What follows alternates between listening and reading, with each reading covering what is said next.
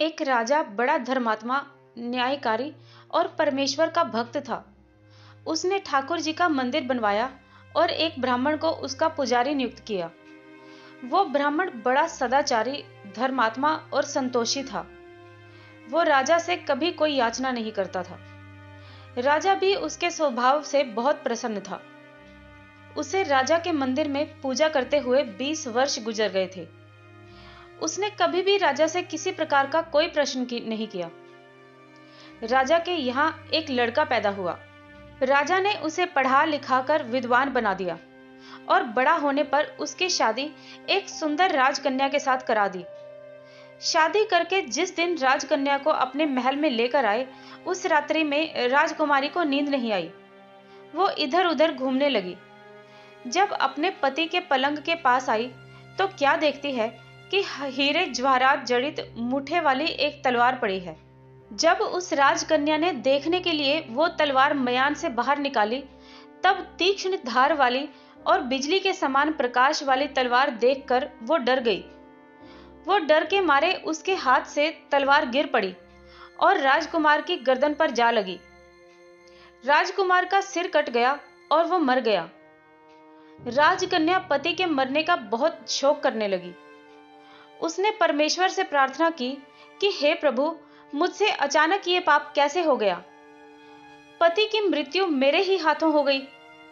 आप तो जानते ही हैं, परंतु सभा में मैं सत्य नहीं कहूंगी, क्योंकि इससे मेरे माता पिता और सास ससुर को कलंक लगेगा और इस बात पर कोई विश्वास भी नहीं करेगा।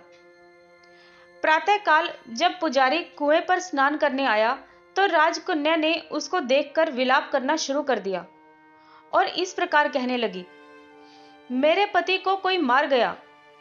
लोग इकट्ठे हो गए और राजा साहब ने आकर पूछा कि किसने मारा है। वो कहने लगी, मैं जानती तो नहीं कि कौन था, परंतु उसे ठाकुर जी के मंदिर में जाते हुए देखा था। राजा समेत सब लोग ठाकुर जी के मंदिर में आए तो ब्राह्मण को पूजा करते हुए देखा। उन्होंने उसको पकड़ लिया और पूछा, तूने राजकुमार को क्यों मारा? ब्राह्मण ने कहा, मैंने राजकुमार को नहीं मारा। मैंने तो उनका राजमहल भी नहीं देखा है। इसमें ईश्वर साक्षी है। बिना देखे किसी पर अपराध का दोष लगाना ठीक नहीं। ब्राह्मण की तो कोई बात ही नहीं सुनता था। कोई कुछ कहता था तो कोई कुछ और। राजा के दिल में बार बार विचार आता था कि ये ब्राह्मण निर्दोष है, परंतु बहुतों के कहने पर राजा ने ब्राह्मण से कहा, मैं तुम्हें प्राणदंड तो नहीं दे सकता, लेकिन जिस हाथ से तुमने मेरे पुत्र को तलवार से मारा है, तेरा वो हाथ काटने का आदेश देता हूं। ऐसा कहकर राजा ने उसका हाथ कटवा दिया। इस पर ब्राह्मण बड़ा दुखी हुआ और राजा को अधर्मी जानकर उस देश को छोड़कर विदेश में चला गया। वहां वह खोज करने लगा कि कोई विद्वान ज्योतिषी मिले तो बिना किसी अपराध हाथ कटने का कारण उससे पूछूं। किसी ने उसे बताया कि काशी में एक विद्वान ज्योतिषी रहते हैं। तब वो उनके घर पर पहुंचा। ज्योतिषी कहीं बाहर गए हुए थे। उसने उनकी धर्मपत्नी से पूछा, माताजी, आपके पति ज्योतिषी जी महाराज कहाँ गए हैं? तब उस स्त्री ने अपने मुख से अयोग्य, असहनीय दुर्वचन कहे, जिनको सुनकर वो ब्राह्मण हैरान हुआ और मन ही मन कहने लगा कि मैं तो अपना हाथ काटने का कारण पूछने आया था, परंतु अब इनका ही हाल पहले पूछूंगा। इतने में जोशी आ गए। घर में प्रवेश करते ही ब्राह्मणी ने अनेक दुर्वचन कहकर उनका तिरस्कार किया, परंतु ज्योतिषी जी चुप रहे और अपनी स्त्री को कुछ भी नहीं कहा। उसके बाद वो अपनी गद्दी पर आ बैठे। ब्राह्मण को देखकर ज्योतिषी ने उनसे कहा, कहिए ब्राह्मण देवता, कैसे आना हुआ? मैं आया तो था अपने बारे में पूछने के लिए, परंतु पहले आप अपना हाल बताइए कि आपकी पत्नी अपनी जुबान से आपका इतना तिरस्कार क्यों करती है, जो किसी से भी नहीं सहा जा सकता और आप सहन कर लेते हैं। इसका कारण है, ये मेरी स्त्री नहीं, मेरा कर्म है। दुनिया में जिसको भी देखते हो, अर्थात भाई, पुरुष, शिष्य, पिता, गुरु, संबंधी, जो कुछ भी है, सब अपना कर्म ही है। ये स्त्री नहीं, मेरा किया हुआ कर्म है और यह भोगे बिना नहीं कटेगा। अपना किया हुआ जो भी शुभ अशुभ कर्म है वो अवश्य ही भोगना पड़ता है। बिना भोगे तो सैकड़ों करोड़ों कल्पों के गुजर जाने पर भी कर्म नहीं टल सकता। इसलिए मैं अपने कर्म खुशी से भोग रहा हूं और अपनी स्त्री की ताड़ना भी नहीं करता, ताकि आगे इस कर्म का फल ना भोगना पड़े। महाराज, आपने क्या कर्म किया था? सुनिए, पूर्व जन्म में मैं कौवा था और मेरी स्त्री गधी थी। इसकी पेट पर फोड़ा था और फोड़े की पीड़ा से ये बहुत दुखी थी और कमजोर भी हो गई थी। मेरा स्वभाव बड़ा दुष्ट था। मैं इसके फोड़े में चोंच मार मार कर इसे बहुत ज्यादा दुखी करता था। जब दर्द के कारण ये कूदती थी तो इसका दर्द देखकर मैं बहुत खुश होता था। मेरे डर के कारण ये सहसा बाहर भी नहीं निकलती थी, किंतु मैं इसको ढूंढता फिरता था। ये जहां मिले वहीं इसे दुखी करता था। आखिर मेरे द्वारा बहुत सताए जाने पर त्रस्त होकर ये गांव से 10-12 मील दूर जंगल में चली गई।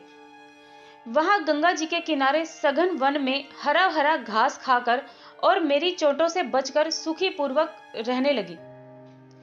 लेकिन मैं इसके बिना नहीं रह सकता था। इसको ढूंढते ढूंढते मैं उसी वन में जा पहुंचा और वहां इसको देखते ही मैंने इसकी पीठ पर जोर से चोंच मारी तो मेरी चोंच इसकी हड्डी में चुभ गई।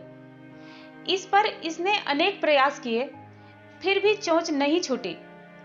मैंने भी चोंच निकालने का बड़ा प्रयास किया, मगर नहीं निकली। पानी के भय से ही ये दुष्ट मुझे छोड़ेगा, ऐसा सोचकर ये गंगा जी में प्रवेश कर गई, परंतु वहां भी मैं अपनी चोंच नहीं निकाल पाया। आखिर में यह गंगा जी के बड़े प्रवाह में प्रवेश कर गई। गंगा जी का प्रवाह तेज होने के कारण हम दोनों बह गए और बीच में ही मर गए।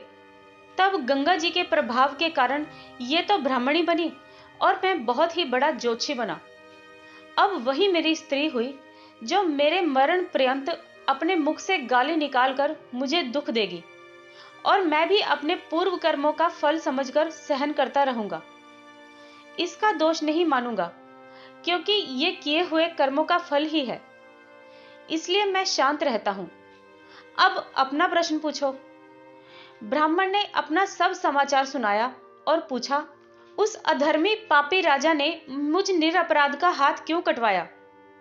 जोशी ने कहा कि राजा ने आपका हाथ नहीं कटवाया, आपके कर्म ने ही आपका हाथ कटवाया है। वो किस प्रकार?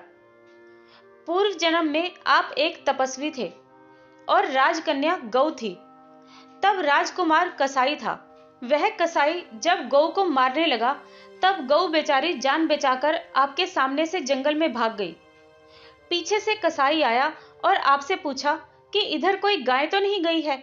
उस समय आपने प्रण कर रखा था कि झूठ नहीं बोलूंगा, इसलिए जिस तरफ गौ गई थी उस तरफ आपने अपने हाथ से इशारा किया तो उस कसाई ने जाकर गौ को मार डाला। गंगा के किनारे वो उसकी चमड़ी निकाल रहा था। इतने में ही उस जंगल से शेर आया और गौ और कसाई दोनों को खा गया। गंगा जी के किनारे ही उनकी हड्डियां उसमें बह गई। गंगा जी के प्रताप से कसाई को राजकुमार और गौ को राजकन्या का जन्म मिला और पूर्व जन्म में किए हुए उस कर्म ने एक रात्रि के लिए उन दोनों को इकट्ठा किया। कसाई ने गौ को हंसिए से मारा था, इसी कारण राजकन्या के हाथों से अचानक ही तलवार गिरने से राजकुमार का सिर कट गया और वह मर गया। इस प्रकार अपना फल देकर कर्म निवृत्त हो गया। तुमने जो हाथ का इशारा रूप कर्म किया था उस पाप कर्म ने तुम्हारा हाथ कटवा दिया है। इसमें तुम्हारा ही दोष है, किसी अन्य का नहीं। ऐसा निश्चय कर कर सुखपूर्वक रहो। कितना सहज है ज्ञान संयुक्त जीवन।